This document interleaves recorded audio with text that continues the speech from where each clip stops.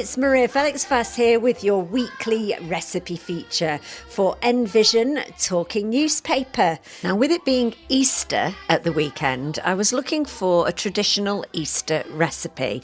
Couldn't find one, so I've come up with an adaptation of my shortbread biscuit recipe. So what you need to do is make and cut them into biscuit shapes at that stage, but then make the round shapes into an oval shape so they look like Easter eggs. And then when they're finished, you can dip the top of them in chocolate.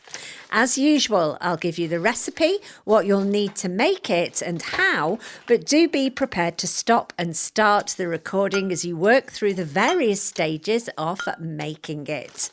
So for your shopping list, very easy this week, you'll need butter, 4 ounces, that's about 116 grams, and make sure the butter is cold so you can cut it up into cubes.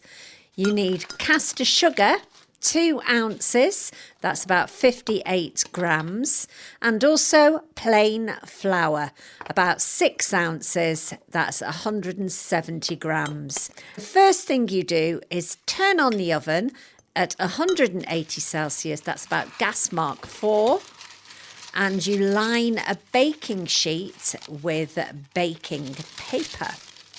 Then you put the flour into a bowl and add the little cubes of cold butter, and then rub the butter into the flour with your fingertips to make breadcrumbs.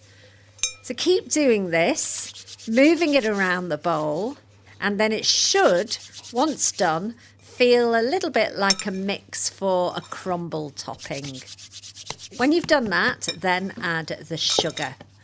Mix it all up and then use your hands to make a dough. So you literally squash all the breadcrumby bits together, and the heat of your hands will make the butter melt a little bit and make it into a dough consistency.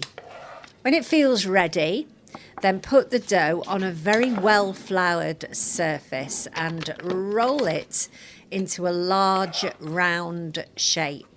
And then keep turning it and making it a circle with your hands, adding more flour so it doesn't stick to the rolling pin or the surface. Then what you do is with cutters, cut out biscuit shapes and then put them onto the tray. Then bake it in the middle shelf of an oven for about 10 to 15 minutes until it turns golden brown. Remove it from the oven, then sprinkle with a little bit of caster sugar on the top and just allow it to cool.